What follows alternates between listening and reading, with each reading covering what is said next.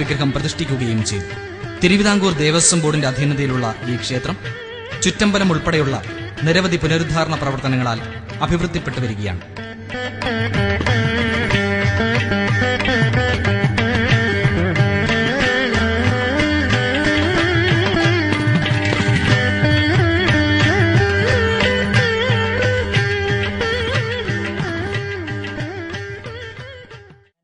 പരിവാരങ്ങൾ ഉൾപ്പെടെയുള്ള പൂജയാണ് ആ മാസത്തിൽ 2 പൂജ പണ്ട് നടന്നു വന്നിട്ടുള്ളൂ.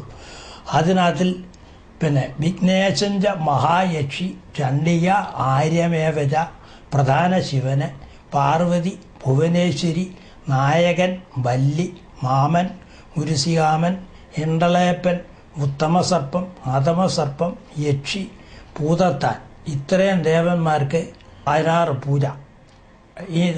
ഇതിനോടൊപ്പം ഇത് കൂടാതെ വെളിയിൽ ഭൂതത്താന് യക്ഷിയൊക്കെ വേറെ വെളിയിലുണ്ട്. ഇപ്പം ഗണപതി പുതിയതായിട്ട് വേറെയും വന്നിട്ടുണ്ട്. ഈ പൂജകളെല്ലാം കൂടെ ചേർന്നുള്ളതാണ് അവിടുത്തെ യഥാർത്ഥ പണ്ടത്തെ നിത്യപൂജ എന്ന് പറയുന്നത്.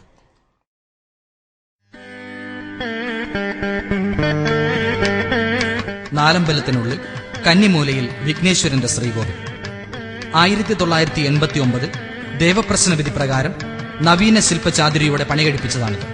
അഭിലാഷദായകനായ ഗണപതിക്ക് ഗണപതി ഹോമം, അപ്പം, നാരങ്ങാമാല, കറുകമാല, മുക്കുറ്റിമാല എന്നിവ പ്രിയങ്കരങ്ങളാണ്.